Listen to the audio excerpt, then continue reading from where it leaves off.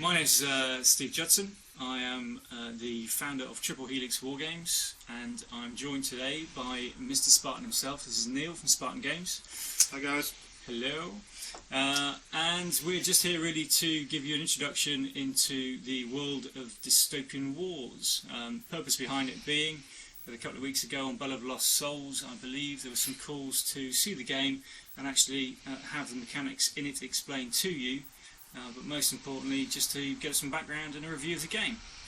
So, we shall begin by talking to Neil about the background to the game and where the inspiration for Dystopian Wars came from. So, Neil, over to you. Over to me. Right, well, I love steampunk. I love kind of Victorian science fiction. Kind of grew up on stuff like Jules Verne, you know, kind of 20,000 Leagues Under the Sea.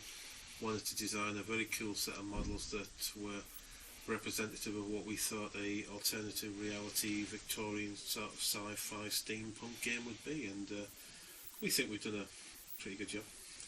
I think it's done a damn fine job. We've been playing it here in Triple Helix Wargames now for probably about 2 to 4 weeks, I would say. We had our first fleets in not long after the launch, and yeah, it's been embraced by the guys. You've got 4 nations coming in the initial phase launch, and you've got some slight changes to the world that you would know.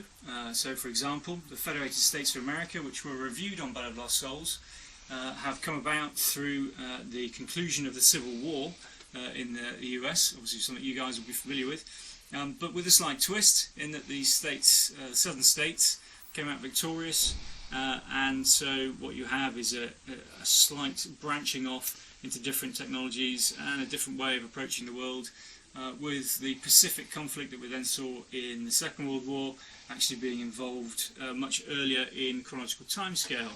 As you can see, Neil's fondling the cruisers. Yeah. I'm just making sure they did a good job of painting my models, that's all. And do you think we've done a good job painting the models? Better than me. Happy with that? There you go. Yeah, no, that's good.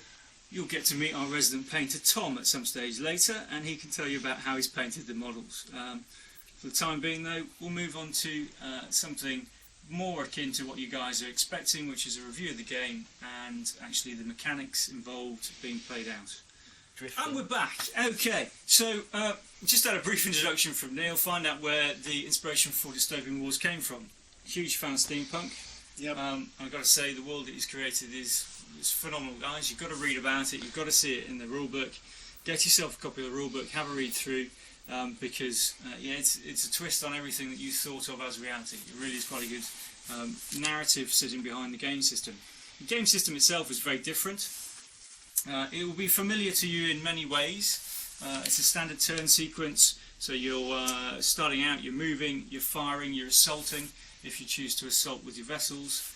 Currently we've got sea-based models, but we will be seeing land, sea and air coming into the gaming system. So, first of all, let's talk about some of the mechanics. And over to you, Neil, to explain for us the one of the key elements of the game, which is the exploding dice mechanic. The exploding D6 mechanic. Yeah, well basically, it's like all of these things, you try and excuse me, add some fun to a game. So the way that simply put, the way it works, you roll your dice as you do in all games. If you get a 6, which is I presume the one with the Triple Helix on, yeah. Basically the 6s count as 2 hits. In most instances in the game, it's a 4, 5 or 6 registers a hit. And then basically once you've got the 4, 5, 6 can be modified depending on what's happening in a game, what you're shooting at, where the target is, what's doing the shooting, where it's doing the shooting from, line of sight, models obscuring other models, and so on and so forth. But obviously once the basics are, if you just look at it as a 4, 5, 6, when you get a 6, you basically, it's a bit like sticking it in a pot because they're going to register 2, and then you're going to re-roll those dice. So basically those 6s keep exploding, hence the exploding D6 element of it. Clearly in that instance I was a pathetic dice roller and I got nothing. I'd love to play so, you again. yeah, well, most people do because they tend to beat me. So, excellent. Classic demonstration, it doesn't matter whether you design a game or do anything else if you roll. But it's in my case, I'm just rubbish, but there you have it. So, I mean, let's just have see where we go here. So on this one here, I rolled not particularly well. I rolled a lot of d6 and I got 1 hit. In that case, there my gunners were asleep. Actually, no, I got 2 hits. So the exploding 6 it adds an element of chance, spontaneity, good fun. It also means that you can have those wonderful quirky moments in a game where you're not quite sure what's going to happen. Things can go a little bit astray. So there's something for you math hammer guys out there, the guys that like to sit there and try and work through a list and see whether or not it's going to be optimal, whether or not it's the most efficient build you can get for your points. This mechanic turns that on its head, essentially.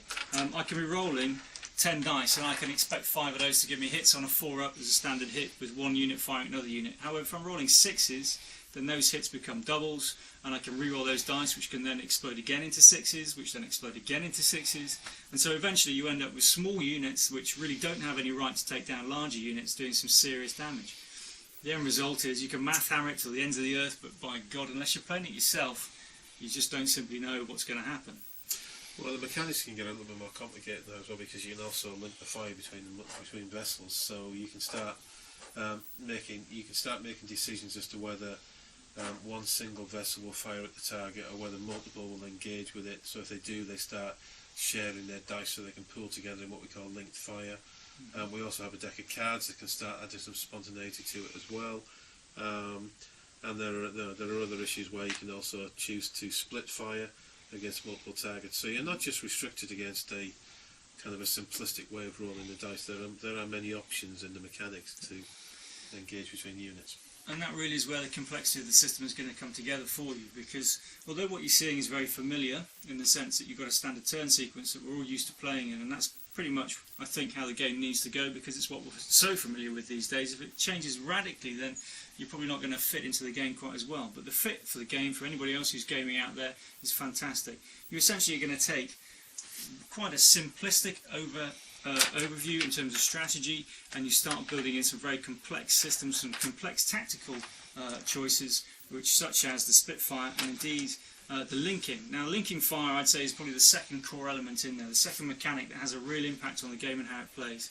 First and foremost, you have the exploding dice mechanic, which makes things a little bit less predictable.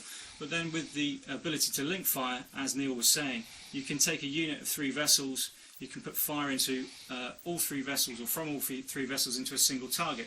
For example, I'm looking at cruisers here.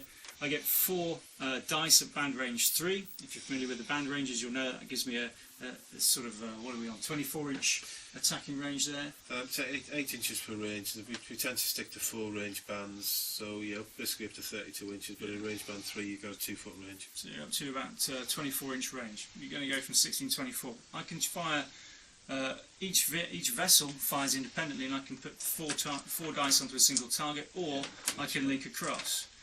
If I do all 4 dice, my chances of killing a single target, if it's a small target, are pretty good. However, if I've got a larger target I'm firing at, and I want to split those dice down, I can link fire across the piece, and I can take all 3 vessels firing at the same time. If all 3 vessels are firing at the same time, I'm onto 8 dice onto a single target. It just maximises my ability to roll the 6s, which gives me the exploding dice mechanic, which then all ties back into smaller vessels taking down larger vessels. Or in my case, rolling 8 dice and getting lots of 1s. Yeah.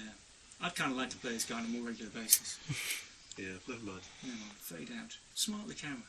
I've only picked this up like 4 weeks ago, and we're playing every night, and every game is different, and every outcome is different, and as the game develops, and as the units develop, and as more units become available to us, this is going to become one of the most addictive, complex gaming systems you'll see probably this decade. That's me with my broad sweeping statements. I always do that. I always do that. Well, you can sit there and make it, because I'm not going to, but you can. I'll make it, and then Neil will just make the models, and you guys can go and buy them and play with them and paint them, and basically take on board this system. It's fantastic, and it is engaging. And when the tournament scene gets going on this, you're going to see all kinds of crazy stuff going on in terms of builds, in terms of the interaction between land, sea and air, and I think, yeah. If you want crazy, you have to come to the office, because that's what, once the CAD guys get going. I mean, I was kind of taking a look at some of the new robots we've just finished for the game, and I can't wait to get those launched on the marketplace. They're going to be huge fun. I think people are going to enjoy them. I think that's you just heard it here first, but that's kind of good. Let's hope we get that out on before Bell and Bowls before they actually hit the market.